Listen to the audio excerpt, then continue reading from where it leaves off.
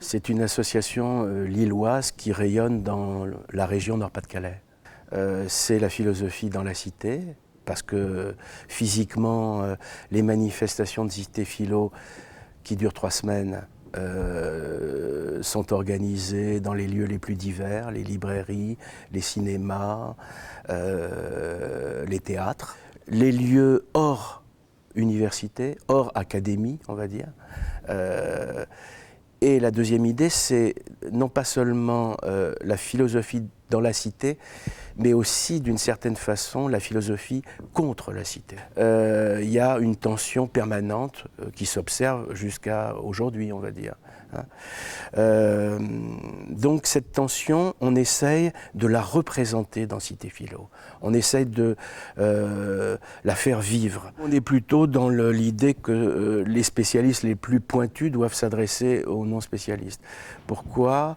Parce que ce sont les plus pointus qui sont capables de produire les généralités les plus nettes, les plus fécondes, qui ont le temps de digérer ce qu'ils produisent pour en parler d'une manière nette et intelligible. Dans la perspective d'une expression publique de la philosophie, d'une expression qui n'est pas réservée à des initiés, mais qui est pour tous. À l'intérieur de Cité Philo, le public se crée un itinéraire en fonction de ses goûts, de ses préoccupations, de ses centres d'intérêt. Personne ne peut assister à toutes les manifestations de Cité Philo, un peu comme si on disait voilà, je vais assister à tous les événements de la fête de l'humanité. C'est pas possible. La fête de l'humanité, c'est pas simplement la fête d'un parti politique, c'est beaucoup plus large que ça. La fête de l'UMA a joué un grand rôle dans le goût que j'ai du débat public contradictoire et de l'espace public comme espace de réflexion, de composition, de conflit. Mon souvenir est très précis.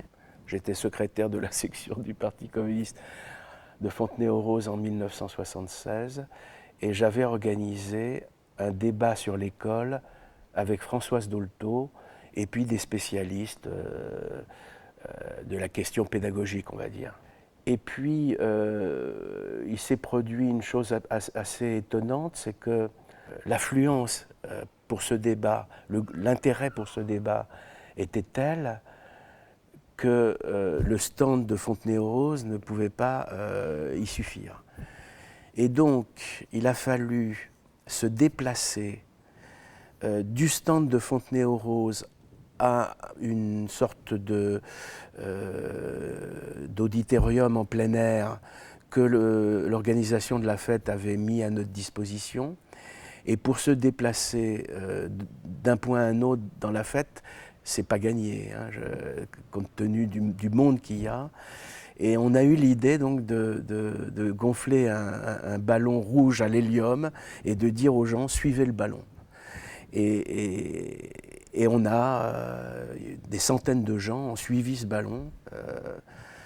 Et le débat a eu lieu, il a été intéressant parce que Françoise Dolto est une personnalité clivante mais passionnante. Ce débat-là a compté beaucoup ensuite pour moi dans ma manière d'appréhender